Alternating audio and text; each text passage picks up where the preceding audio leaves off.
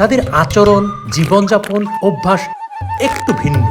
2026 সালে এখানে এসে মনে হলো আমরা আছি 1990 সালে। এই গ্রামটা চুয়াডাঙ্গার দর্শনা পৌর এলাকার মেমনগর কুটিপাড়া গহেরপুর। এরা বাগদি সম্প্রদায়, অসম্ভব পরিশ্রমী মানুষ। এখানকার নারীরা ভোর হতেই ওঠে, রান্না শেষ করে কাজে চলে যায়। পুরুষরা ভোরেই বেরিয়ে পড়ে কুচিয়া ধরতে, মাছ ধরতে, আর নারীরা যায় ধান কুড়াতে, কৃষিকাজ করতে। এমনটাই তাদের দৈনন্দিন জীবন। সকালবেলায় রান্না বান্না করে খাওয়া দাওয়া করে চলে যাব, মাছ ধরতে, ডাউল রান্না করছি, তাছাড়া তো অন্য কিছু নেই। এই আলু ভর্তা দুপুরে এই তাই, তাছাড়া কি খাবো। আপনি খেয়াল করেছেন এই পাশটাতে কিন্তু মানুষ ঘুমায়, আর ঠিক এই পাশটাতেই তারা তাদের যে গৃহপালিত পশুগুলো আছে, আসেন আমার সঙ্গে। এই যে গৃহপালিত যে পশু আছে সেটার ঘর, কিন্তু মানে এক পাশে থাকে মানুষ আর এক পাশে থাকে গরু ছাগল। মানে জায়গা এতটাই কম যে ওরা এই জায়গার মধ্যে সব কিছু করতে বাধ্য।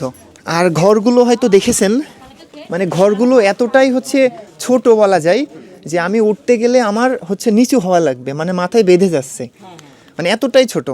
আবার এই ঘরের মধ্যেই দেখেন এক পাশে আছে কিন্তু এই যে ওদের খড়ির ঘর। এই যে ওরা মাঠে যায়, মাঠে যে খড়িগুলো পায় সারাদিন যখন কাজ না থাকে, দেখা যাচ্ছে কৃষিকাজ বলেন অন্যান্য কাজগুলো যখন না থাকে, তখন ওরা কিন্তু খড়ি কুড়ায়। এই খড়ি কুড়িয়ে ওদের এই যে কাজগুলো সারে। এই এক পাশেই খড়ি। ঘরগুলো দেখলেন, এই ঘরে মনে হয় না 2 জন থাকা যাবে, কিন্তু অনেকেই আছে এই ঘরেই 7-8 জন করে থাকে। এটা ঘরের মধ্যে। এই ঘরে আপনারা কতজন থাকেন? 3 জন থাকেন। আপনাদের পরিবারে কি 3 জন মোট সদস্য? 4 জন। নিজেদের একটা ভাষা আছে, নিজেদের একটা অভ্যাস আছে, নিজেদের একটা নিয়ম আছে।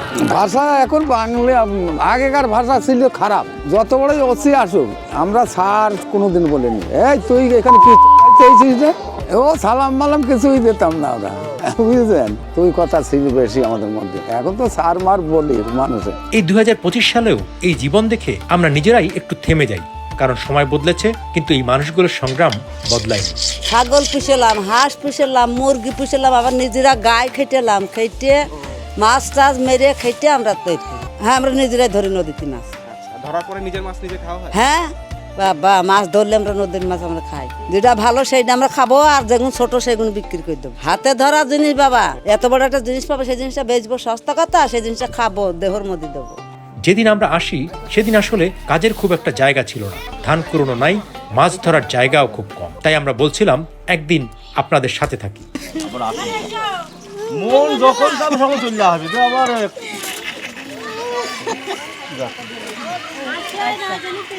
আসে না তো।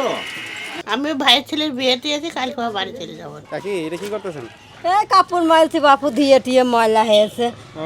মার দিয়া কি আর ধুয়ে দিলাম, মার দিইনি গো। ওই ঘরে তোলা ছিল সেই শাড়ি। এটা কোন সময় পড়েন? ওই কুটুম বাড়ি টাড়ি গেলি পরি, দিয়া বাড়িতে দিয়ে দিও। আজকে কি কাজে গেলেন? না, আজ কাজে যায়নি বাবা, মেয়ে বাড়ি যাবে, শ্বশুর বাড়ি চলে যাবে, শাড়ি সরি আসতে নিতি চলে যাবে না, ওই দিন যায়নি। কাসেম টাসে মারতাম, ও পাওয়া যায় না, কুচিয়ে মাছ বিলে লাভ দিয়ে দেয় না। আমাদের ব্যবসায় তো ওই সব সর্বোচ্চ 500-700 টাকা কেজি বিক্রি করা যায়, কিন্তু এখন এগুলো আর পাওয়া যায় না। বিল খালার আগের মতো পানি নেই, বিল খালো সব জায়গায় নেই, এই জন্য সব জায়গায় এগুলো আর পাওয়া যায় না। জন্মের পরের থেকে আমরা এগুলা করে আসছি, বাপ দাদারা যেগুলো করছে আমরা সেগুলা করছি। দ্বিতীয়ত আমাদের তো কোনো চাকরি বাকরি নেই যে আমরা ছেলেপিলে নিয়ে সেসব করে কমে খাবো। টাকা আমরা বেশি বুঝিনি, আমরা দিন আনি দিন খাই দিন থাকি। ডেলি খাবার জন্য কি থাকে, ইনকাম করি 2 পয়সা থাকে, 25 কেজি 50 কেজি করে চাল কিনে নিয়েছি থিয়ে দিই ঘরে, সেইটা রান্না করে খাই।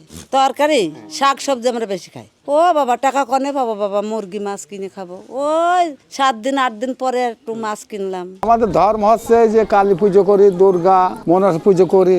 এমন বাপ ঠাকুর যেটা করে গেছে আমাদের ওইটা করে দিতে হচ্ছে, বুঝলেন? সবচেয়ে আমাদের বড় ধর্ম কীর্তন, ওই যে নাম যজ্ঞ দেওয়া হয়, হরে কৃষ্ণ হরে রাম, রাম রাম হরে হরে, এইটাই আমাদের আসল, এইটাই মল্লি যাবে সঙ্গে। হ্যাঁ, সে তাতে পোড়াই মাটি দেয়, আমরা এখন সে তাই পোড়াই না, এখন ওই মাটি দিই আপনাদের মতন করে। আগে ওই চাপা মাটি দিতাম, গর্ত করে ওই মনে 5 খুন্দা করে ভেতরে দিয়ে ওই মাটি দিয়ে এইটা পাড়িয়ে সমান করে দিতাম আগে। এখন ওইটা দিই না, এখন আপনাদের মতনই সুন্দর করে মাটি দেওয়া হয়। তোর বয়স কয়দিন? 15 দিন।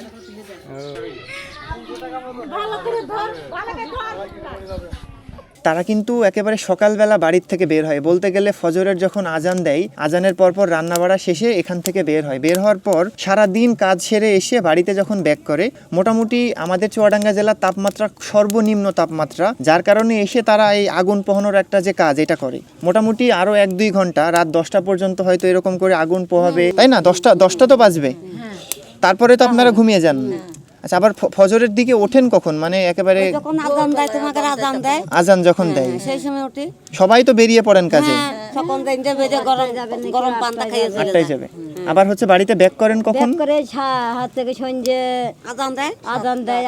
আছে কোলে আর এই দুপুরের খাওয়া দাওয়াটা আপনারা কোথায় করেন? ওই যা দুটা তাই নিয়ে যায় না। কেউ নিয়ে যায় খাওয়া দাওয়া হয় না। আচ্ছা, বাড়ির থেকে যদি কেউ কোনো খাবার নিয়ে যান, তা না হলে না খেয়েই থাকেন। না খেয়ে থাকে। ও আচ্ছা, না খেয়েই থাকা হয়, একবারে বাড়িতে এসে গোসল করে তারপর খাওয়া দাওয়া।